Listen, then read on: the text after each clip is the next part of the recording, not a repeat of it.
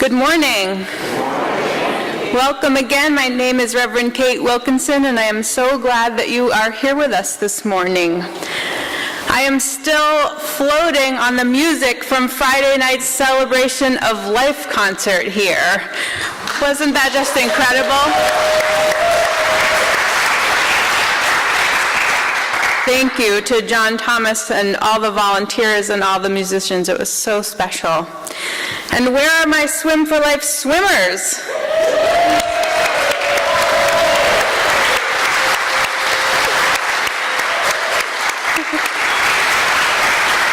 And kayakers? All right. The kayakers had such a hard job this year with the waves and the wind. You were amazing. And how about our drummers? All right. Any other volunteers that I missed? All right. What a weekend. Well, this morning we continue the water celebrations with the ritual of water communion, which involves people bringing a small amount of water from places that are special to them and adding those waters to a communal bowl. The mingled water then becomes the holy water of this community, and I can't wait to bless some babies with it. The ritual of mingling our own stories into a collective living water that becomes our holy water is also a meaningful way of recognizing the richness and the holiness of this community. A way of recognizing that when we mingle ourselves and our stories, we become something greater. So hang on to your water until a little later in today's service. And if you haven't brought any, no worries, we have extra. Each Sunday we light our chalice as a symbol of our faith, and this morning we invite Diane to light our chalice for us. Please join me now in a spirit of prayer and meditation. After our spoken prayer and a time of silence, we will sing together Spirit of Life, which is hymn number 123, also printed in your order of service. We'll sing first in English and then in Spanish. Spirit of Life, as we celebrate this morning our ritual of water, we offer thanks for the gift of water, for the clean water that we drink to sustain us, for the pounding surf of the ocean which calms and heals us, for the cleansing rain that replenishes our gardens, for our salty tears which flow freely in grief and in joy. We are reminded to take care of this precious resource and to ensure that all over the world people have the right to clean water.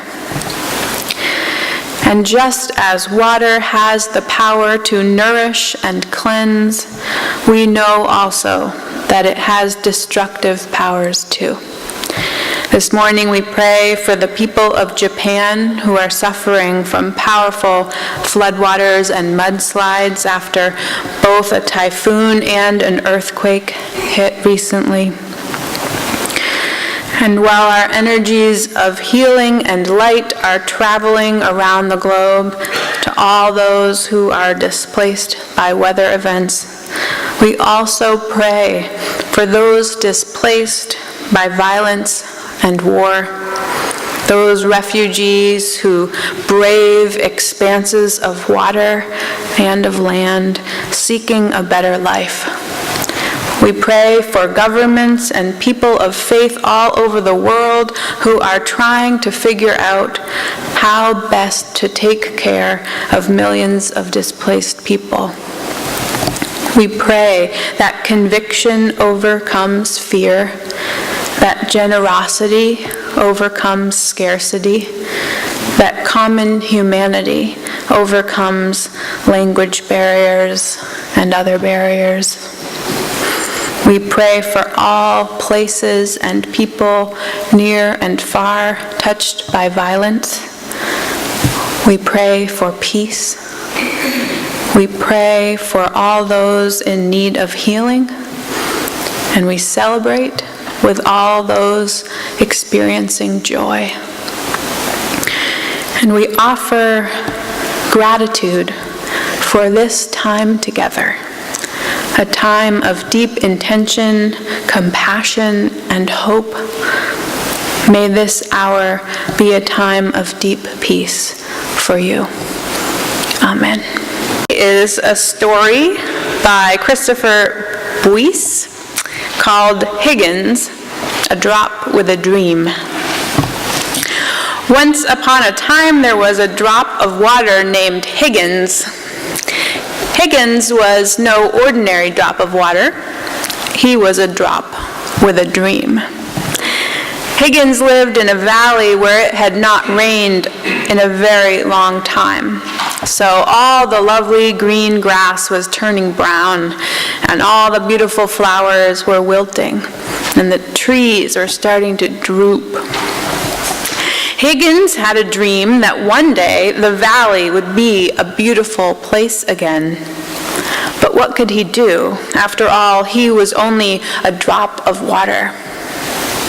One day, Higgins decided to travel and tell others about his dream. All the other drops listened very politely, but no one believed that his dream would come true. Higgins, said one, "Get your head out of the clouds. You can't spend your whole life dreaming." Higgins decided that he had to do something to make his dream come true. So he began to think and think and think. One day, as he was walking by a rusty old bucket, he got an idea.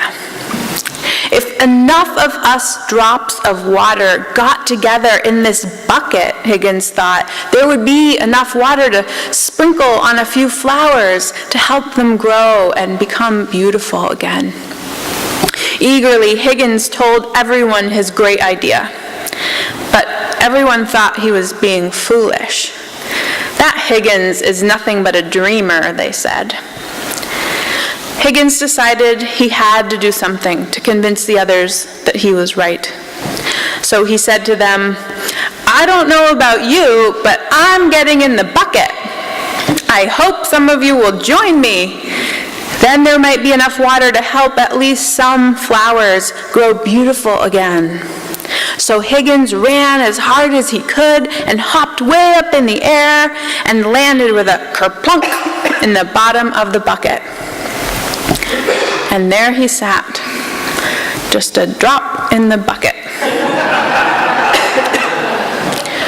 For a long time, Higgins was very lonely. It seemed like no one else was going to join him. But after a while, some of the other drops could see that the grass was dying, and the flowers were wilting, and the trees were drooping. They all agreed that something must be done. Suddenly, one drop shouted, "I'm going in the bucket with Higgins!" And he leapt through the air and landed kerplunk in the bucket. Then two other drops yelled, "Wait for us!" And then they hopped through the air and landed in the bucket. Then 10 drops jumped through the air into the bucket. Then 30, then 50, then hundreds of drops came from all around just to hop in the bucket. Soon the bucket was completely full of water. But there were still more drops that wanted to join, so they found another bucket and hopped in. Before long, there were 2 buckets of water, then 3, then 4, then 10, and then hundreds, and then thousands of buckets of water. Along came a powerful breeze that blew over all the buckets, and all the water flowed together to make a mighty stream. Everywhere the water flowed, the grass turned green again, and the flowers bloomed, and the trees stood tall and straight once more. All this happened because Higgins had a dream, and his dream came true. Because he knew that although he was just a drop in the bucket, enough drops in the bucket make a bucket full. And when there are enough buckets with the wind behind them, then justice will roll down like waters, and righteousness like a mighty stream. Higgins was no ordinary drop of water. He was a drop with a dream. But when he was brave enough to share that dream with others, they laughed at him. They thought he was being foolish. That Higgins is nothing but a dreamer, they said. I wonder how many of you have had a dream, an idea, a goal, a way that you want to be in the world. But when you shared that dream with others, you got shot down, laughed at, dismissed, ignored.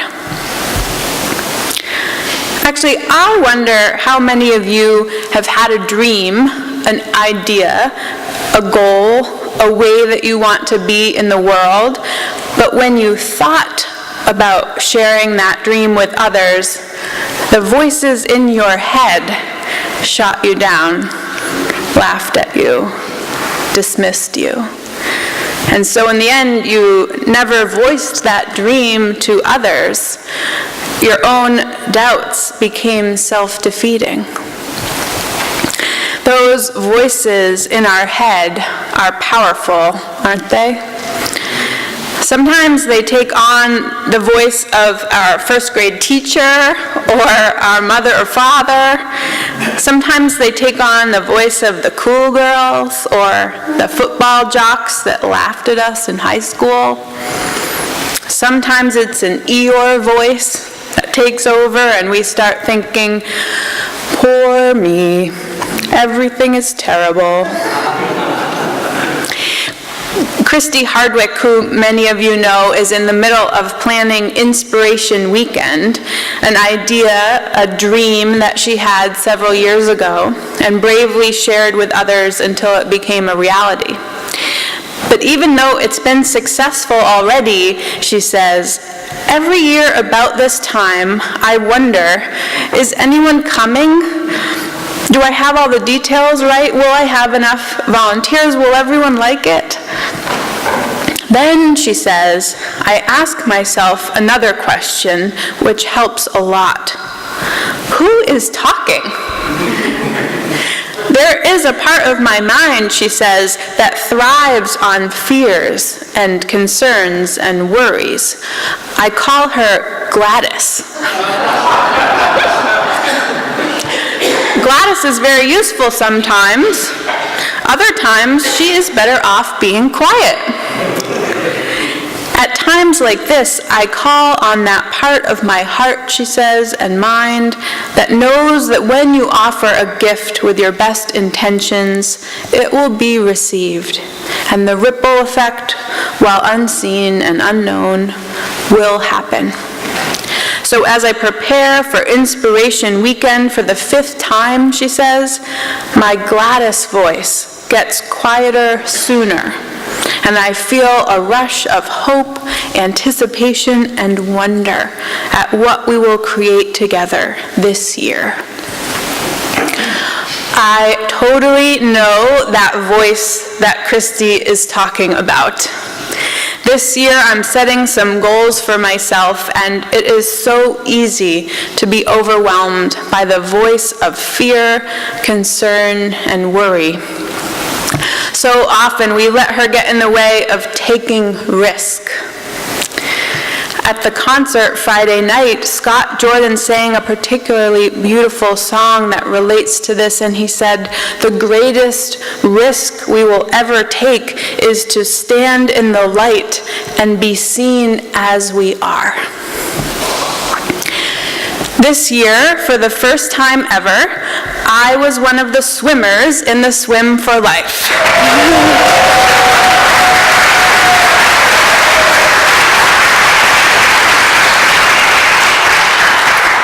Thank you. I didn't tell you about it in advance because of Gladys. I wasn't 100% sure that I was going to go through with it. and I didn't want any of you to be disappointed in me if I backed out at the last minute, or if I needed to be pulled out of the water halfway through. Fear of disappointing others is a huge voice in our head, isn't it?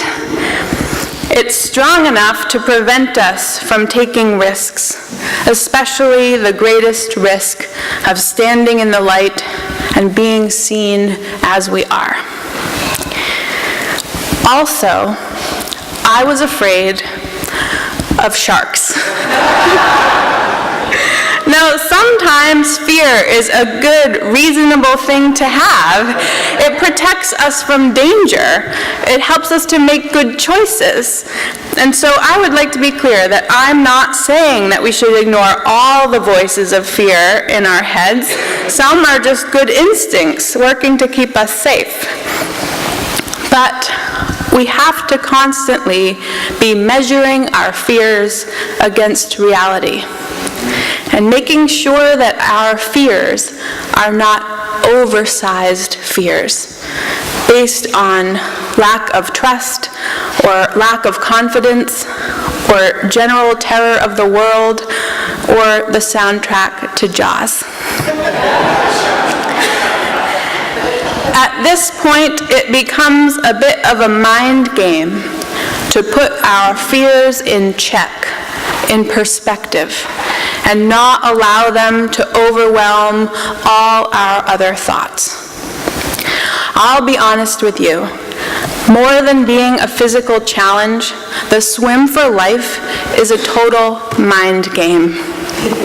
And I had to decide at the very start that one, I could do it, and two, I was not going to be eaten by a shark.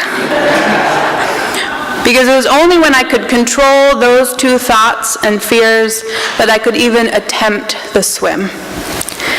By the way, when you do the online fundraising for the swim, there is a little place where people can leave a message after they make a donation, and my sister's message said, "Hey sharks, don't eat my sister."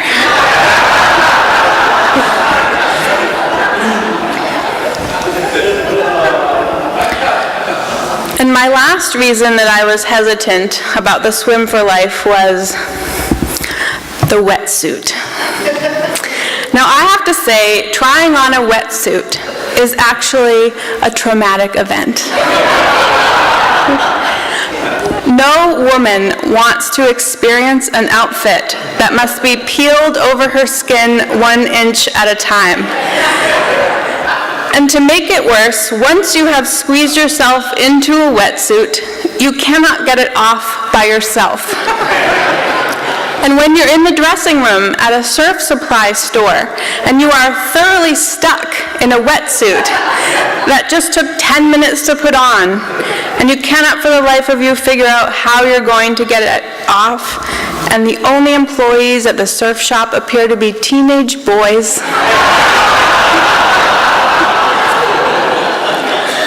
you really have to have a conversation with yourself about another fear, which is the fear of shame. Many of us are held back in life because we have been shamed about our bodies, our appearance, our net worth, our education level, our age, sexuality, gender, so many things. And I'll tell you what, the outer voices of shame are nothing compared to the inner voices of shame echoing in our heads. So to be brave in this world, we first have to silence those voices of shame within ourselves.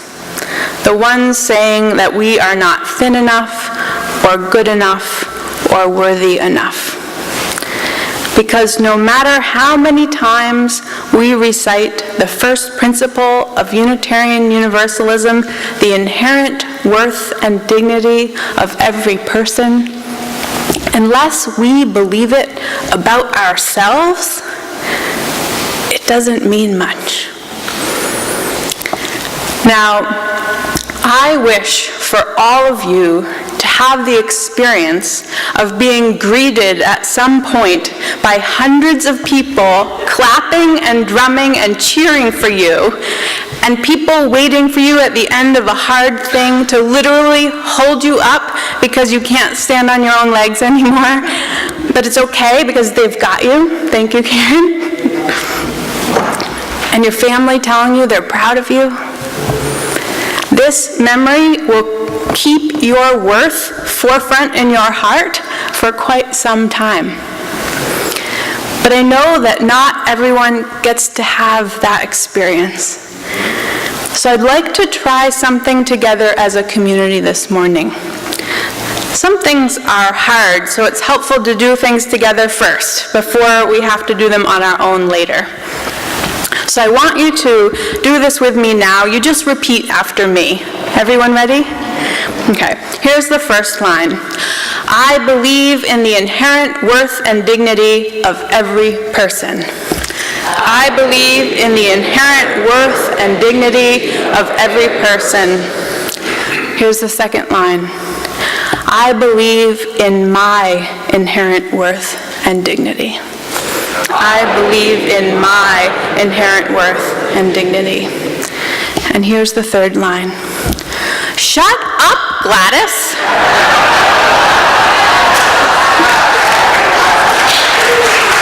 Your turn.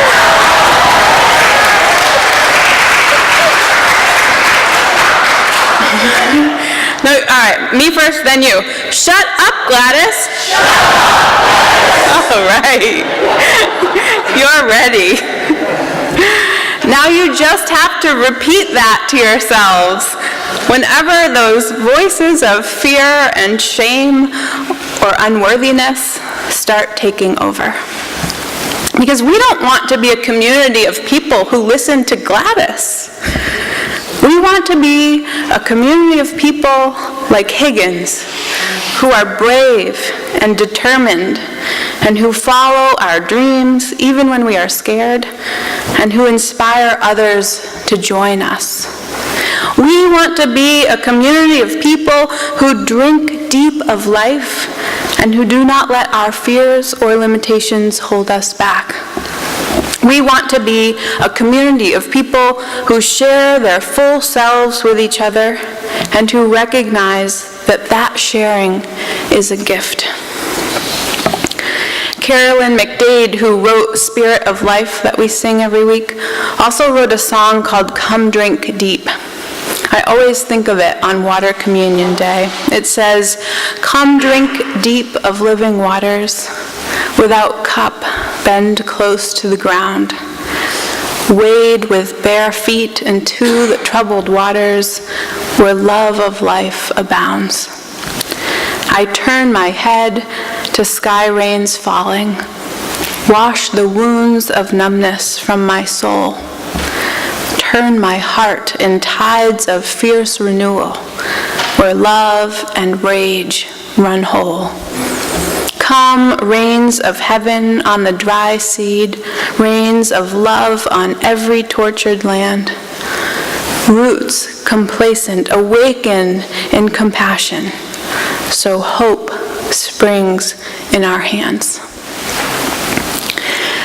In a moment, we will begin our water communion ritual.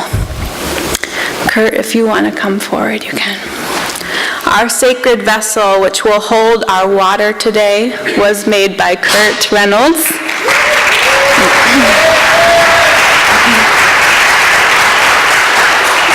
If you look closely, you will see that it is made of wax and shells. The wax is actually the melted down candles of our candles of joy and concern. As you come forward, just before you pour your water into our sacred vessel, take a moment to hold your cup of water and to recognize that it represents you and your full story. Recognize that though it is just a drop or two that you add, this is a gift that you offer to this community, and that we are blessed most when you are your fullest, bravest, most amazing self, and that we cannot fill this bowl without you. Pour your water into the bowl, and when you're done, let your hand linger over the bowl for just a moment as you offer your blessing on our mingled waters, helping it to become even more sacred. Let us begin.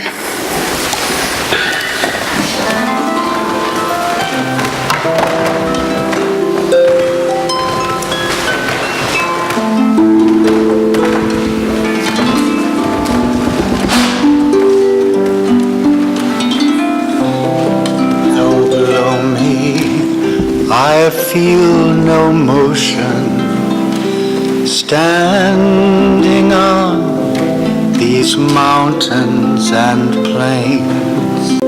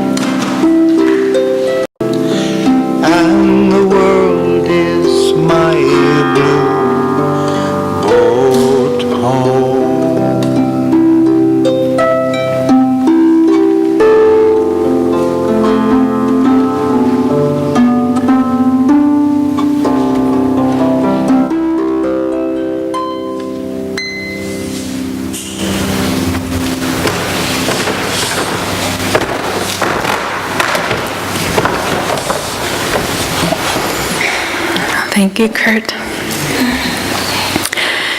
Carolyn McDade writes, I often wonder what it would be like if we dared to love this life, the fragile and the vulnerable, the endangered, daring to be humble before the magnitude of our beginnings, daring to lean our species into a stubborn and pliant wonder, until reverence shines in all that we do, until we live an economics of reverence, a theology of reverence, a politics of reverence, until it permeates education, development and healthcare, homes and relationships, arts and agriculture, a reverence for life, for planetary, social, and personal wholeness.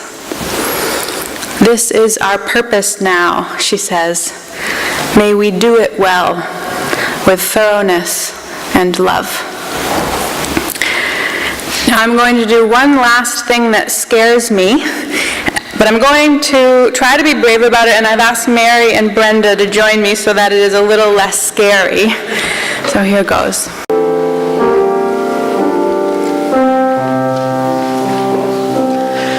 Come drink deep of living waters, without cup and close to the ground. Wade with bare feet into the troubled waters, where love of life abounds. I turn my head to sky rains falling, wash the wounds of numbness from my soul.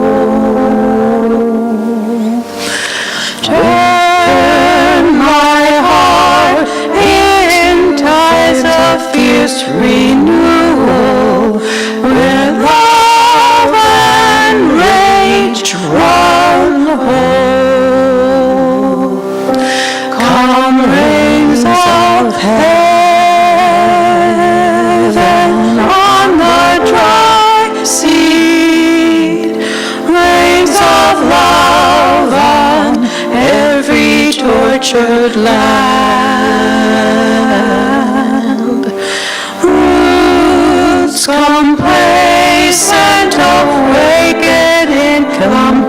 passion, so hope springs in our hands. Come